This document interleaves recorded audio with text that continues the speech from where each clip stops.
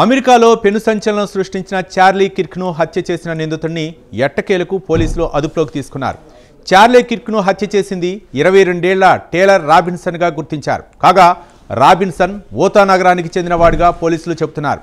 కాగా FBI శుక్రవారం నాడు రాబిన్సన్ను అదుపులోకి తీసుకున్నారు. ఇక రాబిన్సన్ చార్లీని హత్య చేయడానికి గల కారణాలు మీడియాకు వివరించారు. ఆ వివరాలు ఇలా ఉన్నాయి.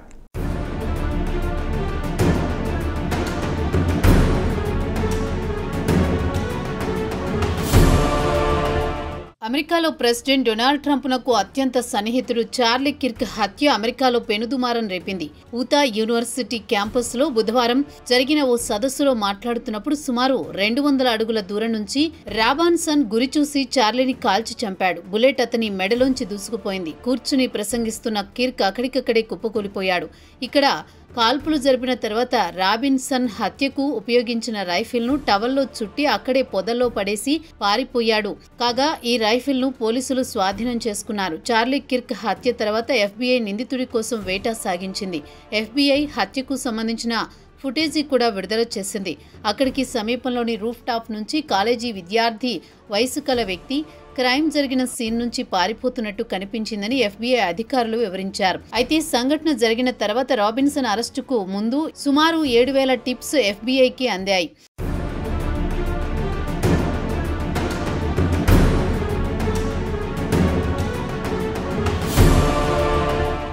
అయితే FBI శుక్రవారం నాడు అదుపులోకి తీసుకున్న తర్వాత హత్యకు దారితీయడానికి గల కారణాలను వివరించారు. 22 ఏళ్ల రాబిన్సన్ చార్లీ కిర్క్ను హత్య చేయడానికి ముందు మంగళవారం నాడు తన కుటుంబ సభ్యులతో మాట్లాడుతూ తనకు కిర్క్ అంటే అసహ్యమని, అతడు సమాజంలో ద్వేషాన్ని పెంచిపోషిస్తున్నాడని కుటుంబ సభ్యులతో చెప్పాడట. ఈ నెల 10వ తేదీ ముందు అతడు రాత్రి భోజనానికి వచ్చినప్పుడు కూడా ఇదే విషయాన్ని ప్రస్తావించాడని రాబిన్సన్ కుటుంబానికి చెందిన మరో సభ్యుడు కూడా చెప్పాడట. అప్పుడే కుటుంబ సభ్యులతో మాట్లాడుతూ చార్లీ కిర్క్ ఊతా యూనివర్సిటీకి వస్తున్నాడని కూడా కుటుంబ సభ్యులకు చెప్పాడట. అయితే FBI అధికారులు దీనిపై మరింత లోతుగా దర్యాప్తు చేయాలనుకుంటున్నారు. ఇక చార్లీ కిర్క్ విషయానికొస్తే అతను టర్నింగ్ పాయింట్ USA సహ వ్యవస్థాపకుడితో పాటు CEO కూడా. ప్రెసిడెంట్ డొనాల్డ్ ట్రంప్కు అత్యంత సన్నిహితుడు. గత ఏడాది నవంబర్లో జరిగిన ఎన్నికల్లో ట్రంప్ గెలవడానికి కిర్క్ కారణమని చెబుతారు. యువతలో ట్రంప్ మద్దతుదారులను పోలింగ్ బూత్కు రప్పించి ఓటు వేయించడంలో చార్లీ కిర్క్ కీలక పాత్ర పోషించారు. ఊతా వ్యాలీ యూనివర్సిటీ క్యాంపస్లో బుధవారం నాడు ఓ మీటింగ్లో మాట్లాడుతున్నప్పుడు 22 ఏళ్ల రాబిన్సన్ అతి సమీపం నుంచి కాల్చి పారిపోయాడు.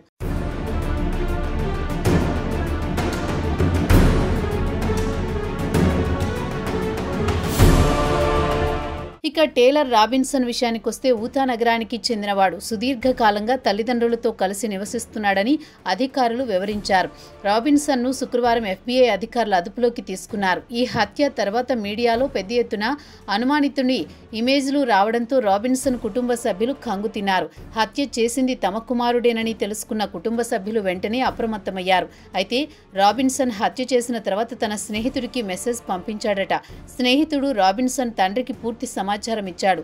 కుమారుణ్ణి వెంటనే లొంగిపోవాలని తండ్రి సూచించాడని అమెరికాకు చెందిన CBS న్యూస్ వెల్లడించింది.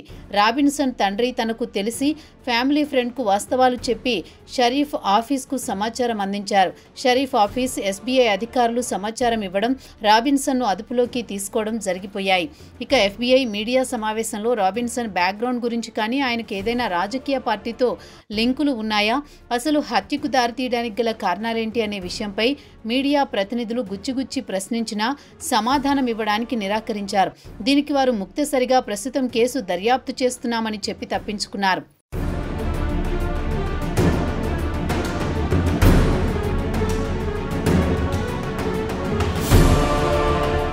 ఇక FBI అధికారి ప్రతినిధి శుక్రవారం నాడు మాట్లాడుతూ తమ కస్టడీలో ఉంది అసలైన నిందితుడే అని నమ్ముతున్నామన్నారు.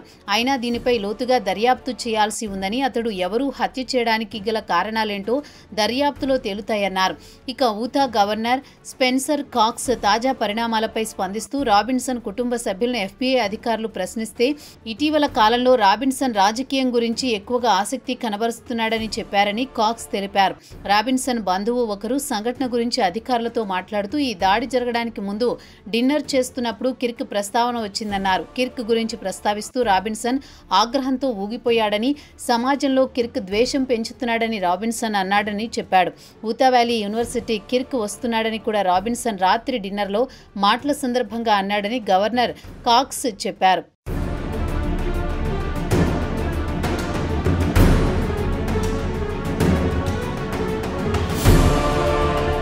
ఇక పబ్లిక్ రికార్డుల బట్టి చూస్తే రాబిన్సన్కు ఏ రాజకీయ పార్టీతో సంబంధం లేదు. ఊతాలో నాన్ పార్టీషియన్ ఓటరుగా నమోదు చేసుకున్నాడు.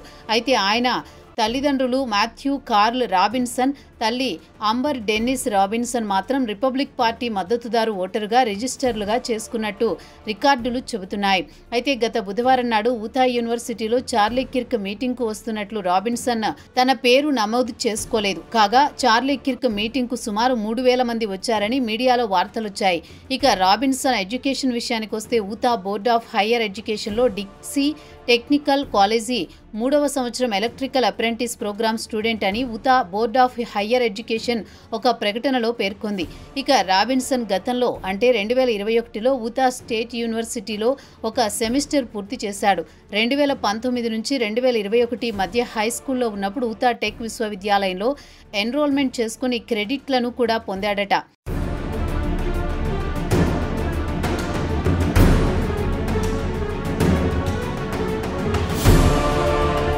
ఇక సోషల్ మీడియా అకౌంట్ను బట్టి చూస్తే రాబిన్సన్ తండ్రి కిచెన్ కౌంటర్ టాప్తో పాటు క్యాబినెట్ ఇన్స్టలేషన్ వ్యాపారం చేస్తున్నట్లు తెలుస్తోంది. అతడి తల్లి సామాజిక కార్యకర్త కాగా వారి కుటుంబం స్థానిక చర్చిలో చాలా చురుకుగా సేవా కార్యక్రమాలు చేపడతారట. ఇక విచారణలో రాబిన్సన్ ఇటీవల కాలంలో ఆన్లైన్ కల్చర్లో చురుకుగా పాల్గొంటున్నట్టు తేలింది. ఆన్లైన్లో పలు అంశాలకు సంబంధించి సీరియస్గా చర్చించేవాడట. ఫాసిస్టు వ్యతిరేక భావాలు కలిగిన వాడు. ప్రస్తుతం ఆయన సోషల్ మీడియా అకౌంట్ను రద్దు చేశారు. రాబిన్సన్ ప్రస్తుతం FBI కస్టడీలో ఉన్నాడు. ఆయనపై అధికారికంగా ఛార్జీలు నమోదు చేయాల్సి ఉంది. ఇక FBI మాత్రం ఈ కేసును అత్యంత ప్రతిష్టాత్మకంగా తీసుకుంది. హత్యకు దారితీసిన కారణాలతో పాటు ఏ రాజకీయ పార్టీతో అయినా సంబంధాలున్నాయా అనే కోణంలో దర్యాప్తు చేయనున్నారు. అమెరికా చరిత్రలో చార్లీ కిర్క్ హత్యను రాజకీయ హత్యగా భావిస్తున్నారు. అదీ కాకుండా ట్రంప్కు అత్యంత సన్నిహితుడు కావడంతో ఈ కేసు అమెరికాలో పెనుదుమారాన్ని రేపుతోంది.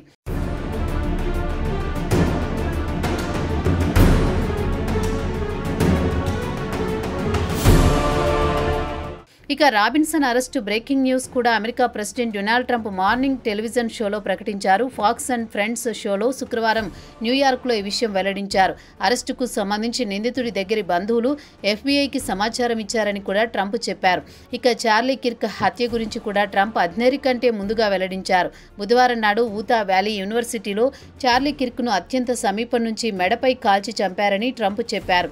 శుక్రవారం నాడు జరిగిన మీడియా సమావేశంలో అధికారులు అరెస్టు గురించి చెబుతూ 22 ఏళ్ల టేలర్ రాబిన్సన్ను గురువారం రాత్రి అరెస్ట్ చేశామని చెప్పారు. కాగా ముగ్గురు సోదరుల్లో రాబిన్సన్ పెద్దవాడని పోలీసులు వివరించారు. అయితే విశ్వసనీయ వర్గాల సమాచారం ప్రకారం రాబిన్సన్ తన తండ్రికి హత్య గురించి చెప్పాడట. దీంతో తండ్రి లొంగిపోవాలని సూచించాడు. దీంతో రాబిన్సన్ తాను లొంగిపోనని ఆత్మహత్య చేసుకుంటానని చెప్పాడు. దీంతో కంగారు పడ్డ తండ్రి తన ఫ్యామిలీ ఫ్రెండ్ అయిన ఫాస్టర్ను పిలిపించి విషయం చెప్పాడు. ఇద్దరూ కలిసి రాబిన్సన్తో చాలాసేపు మాట్లాడి సర్ది చెప్పి లొంగిపోవడానికి అంగీకరింపజేశారు. కాగా ఫాస్టర్ గతంలో కోర్టులో సెక్యూరిటీ ఆఫీసర్గా పనిచేశారు.